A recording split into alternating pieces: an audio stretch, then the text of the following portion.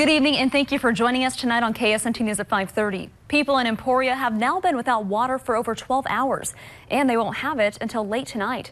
City crews found a water main break around 2 this morning at West 15th and Prairie Street. Today's outage comes on one of the hottest days of the year, and we start our team coverage in Emporia tonight, where KSNT News anchor Jace Mills has been all day. Jace, what is the latest out there? Yeah, Brooke, good evening to you and good evening to all of you at home as well. Yes, a lot of things going on here at the Lyon County Fairgrounds. It's where I'm at tonight. They're handing out bottled water to folks who are coming through. Again, as you mentioned, folks have been without power here in Emporia for 12 hours. I talked to one volunteer earlier today who told me that about 3,000 people in his estimation have come out today to get water.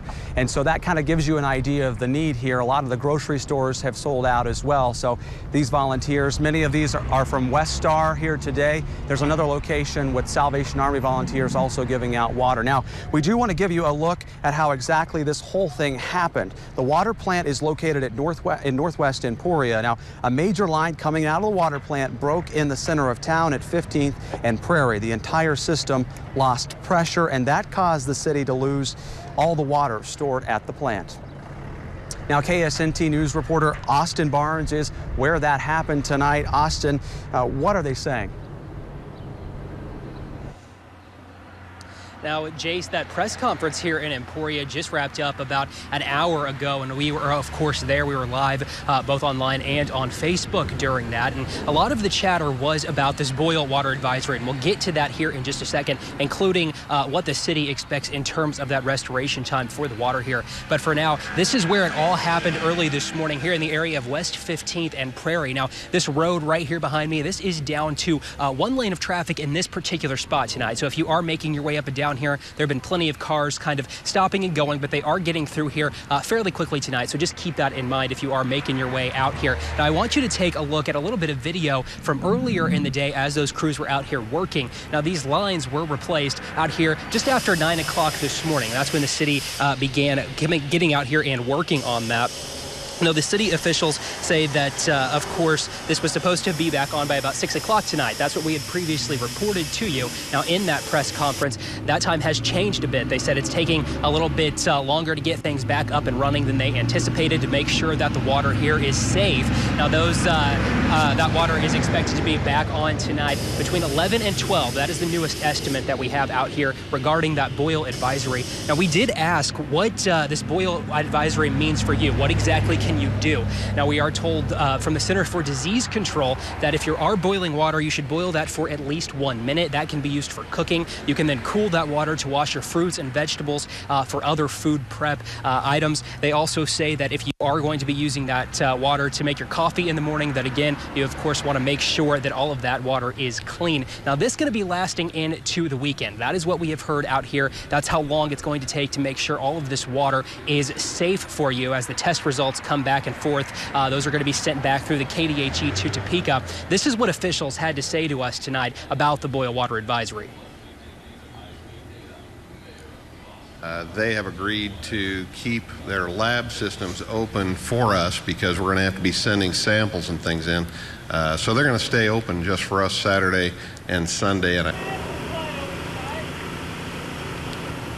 Now, one of the questions we made sure to ask for you here tonight out at this press conference was whether or not there was any worry of contamination with the water here in Lyon County. Those officials tell us that they don't believe there is any cause for concern, but again, that is the precaution of testing all of that water, getting those test results back through the KTKA. Again, that is going to be going on through the weekend here, but those water drives are going to be continuing at those drop-off locations here around the city. Now, Jace, you are out at one on the fairgrounds here in Lyon County. Now, I want to send things back over to you out there to kind of continue our coverage here tonight. Reporting live, Austin Barnes, KSNT News.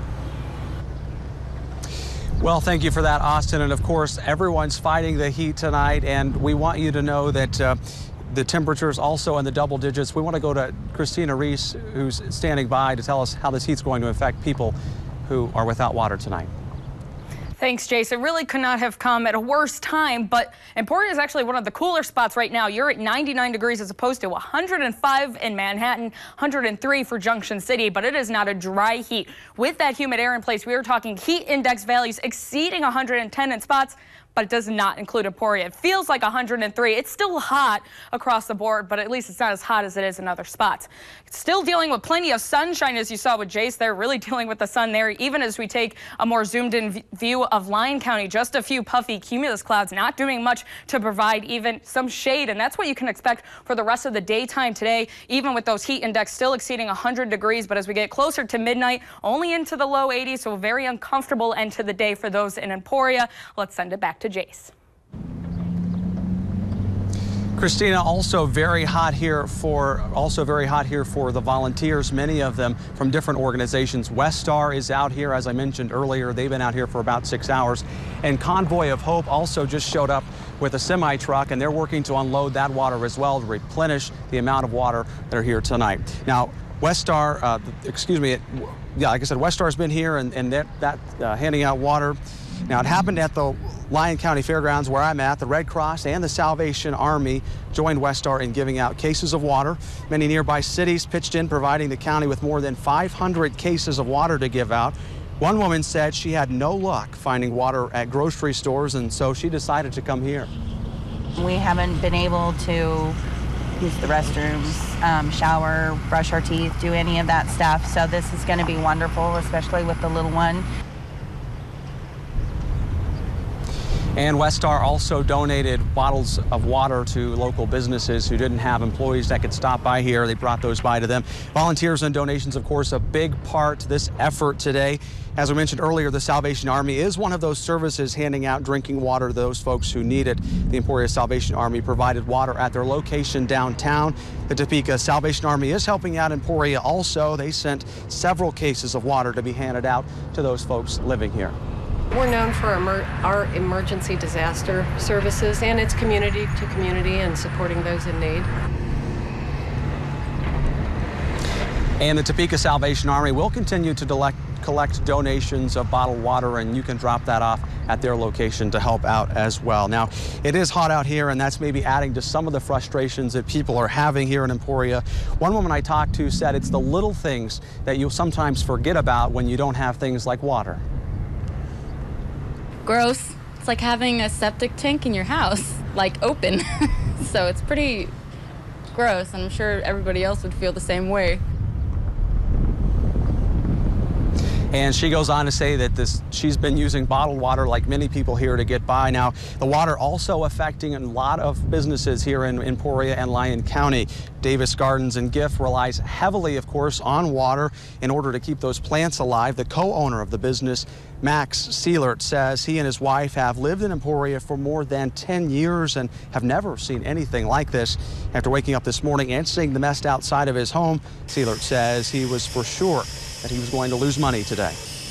We got a 55-gallon drum of rainwater and a few other tubs of rainwater, and so there wasn't any way we were going to save much, probably, with 100 degrees plus. And luckily, of course, they did have access to some other water, so they were able to water some of those plants, but that was a big concern of his as a way that he makes money. So that's obviously a big concern. For now, Brooke, I do want to send it back to you in the studio. All right, thank you, Jace. It is eye-opening to see, just how much you can be affected when you don't have water. So hoping for the best there in Emporia. Now, remember, to get the most updated information on the Emporia water emergency, go to our website at ksnt.com. There you can find information on businesses and organizations that have closed because of the water main break. You'll also find an updated list of areas that remain under a boil water advisory. And while you're there, you can also download our mobile app. One interesting note about Emporia's municipal water supply, it's considered as some of the best in the world. In May, the water treatment plant was awarded second place at an international water tasting competition in West Virginia, falling just a few points short of taking home the gold. Emporia did bring back gold just 4 years ago at the same competition, beating out more than 30 other municipalities from a dozen states, as well as 2 foreign countries. A man accused in a Topeka home invasion now faces murder charges. Still ahead, why the Shawnee County DA is updating the case against him. But first, Christina. We continue to be in the middle of this heat wave, and it is still in the 90s and even low 100s right now. Not much relief for tonight, as it'll still be a warm and muggy one even as you wake up early tomorrow morning. But just how much longer will this heat last? I'll have that answer coming up later on in my full KSNT Storm Track forecast. Stay with us. We'll be right back. A man accused of a home invasion last month is now facing murder charges. The Shawnee County District Attorney amended charges today against this man, 31-year-old Howard Birchfield. 66-year-old Alan Wickman was taken to a hospital with serious injuries after the break-in on June 18th. He died this past Friday because of his injuries. Birchfield is now charged with first-degree murder as well as battery and burglary. He also faces a weapons charge from an earlier case. Police arrested one man and are searching for another after an armed robbery in downtown Topeka. 30-year-old Brendan Thompson of Topeka was arrested and booked into the Shawnee County Jail for robbery and assault. The robbery happened just before 10 last night at the McDonald's in downtown Topeka on Kansas Avenue. Police say there were customers inside the fast food chain at the time of the robbery, but no one was hurt, according to police. And this is the second time this location has been robbed this year. The other location, or the other time it was robbed, was back in March. Police are looking for a second man. If you have any information about this robbery, call police. 96 years old and still going strong. In tonight's Someone You Should Know, I'll take you to the Little Apple to introduce you to this World War II veteran and tell you why he spends his days at a laundromat. I love people. That's been my whole life, is loving people. And you'll find out why loving people has kept him so busy over the years. Don't miss his story tonight on KSNT News at 10. Well, we're now going to go back out to Jace for an update in Emporia. Jace, how's it going out there? Hi, Brooke. Of course, it's still, folks still piling in to get some water, you know, as the water main break is still being worked on and they're still trying to get water to folks' homes. They've now reduced this location to just one line, but as you can see, there's still a steady stream of folks coming in to get water. Westar has been out here and their volunteers have been out here for several hours. They said they've seen thousands of people who have come through these lines today to get that bottled water until they find out that their water is safe to drink. Brooke, back to you. All right, thank you, Jason. And we, of course, will keep you all updated when their water is safe to drink. Alzheimer's and dementia. Either can be a terrifying diagnosis. Still ahead, what experts say we can all do to lower our risk. And we continue to be in the midst of this heat wave with heat index values over 110 degrees in spots. But when can you expect some relief to finally move back into northeast Kansas? I'll have that answer coming up next in my full KSNT Storm Track forecast. Stay with us.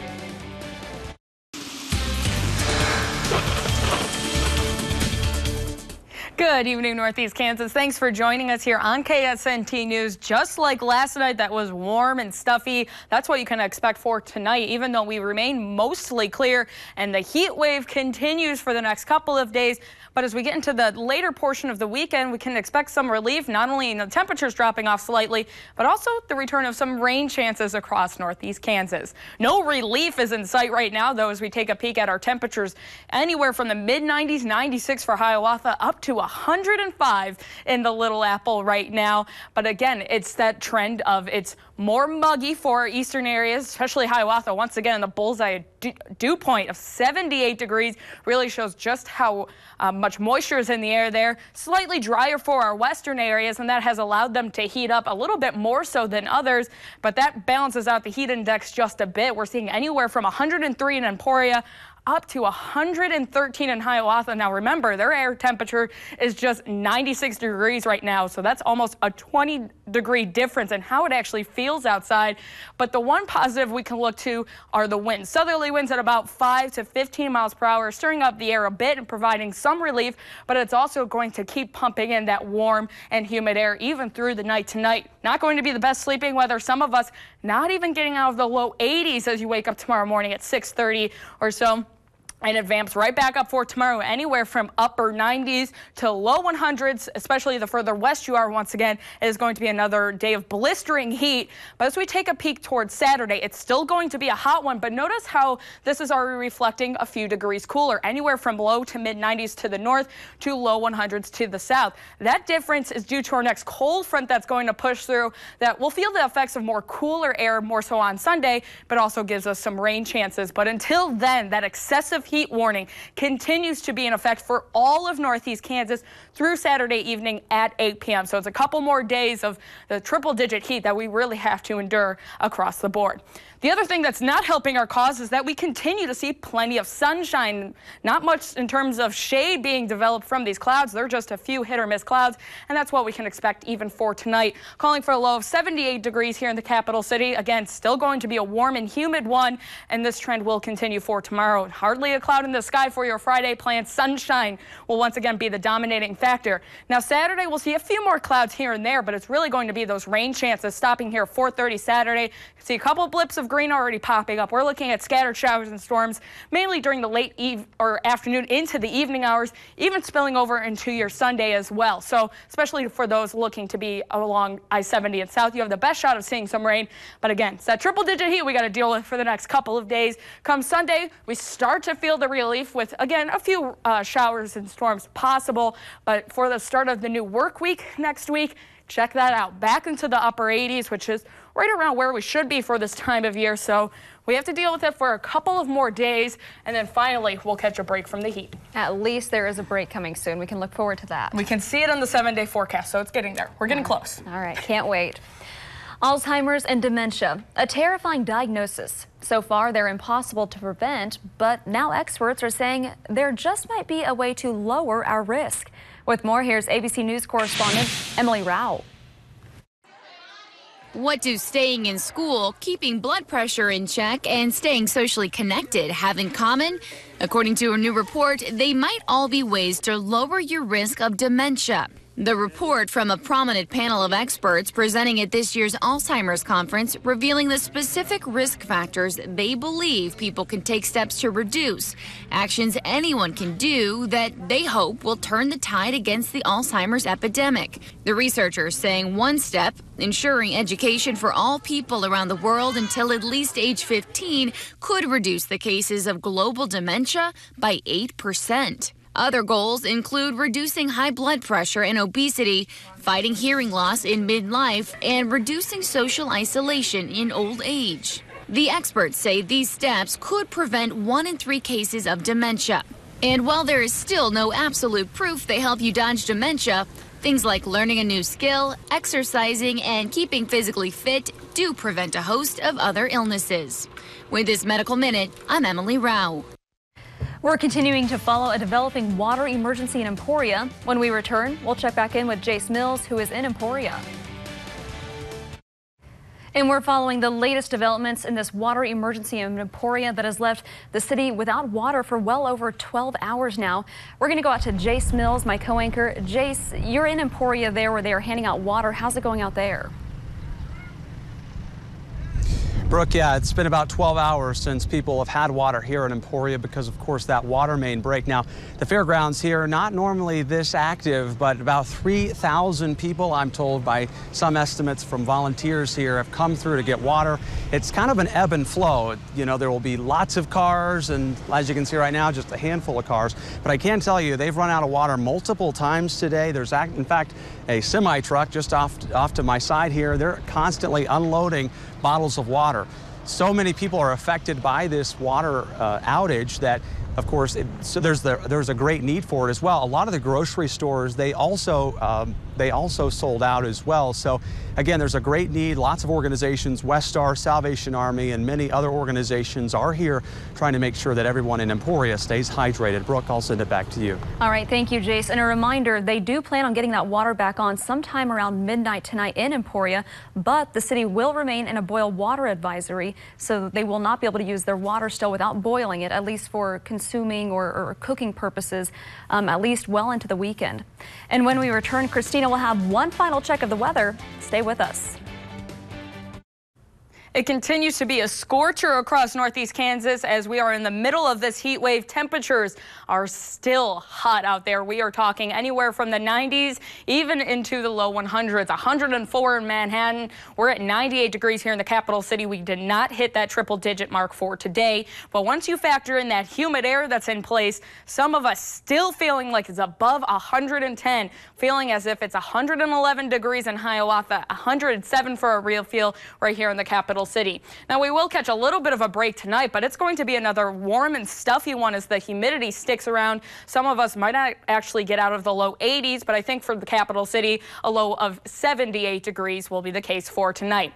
Now, our Storm Track 7-day forecast shows a break from the heat is on its way for next week, as well as some storm chances for this weekend. Thanks for watching KSNT News at 5:30. ABC World News is up next. Have a great night, everyone.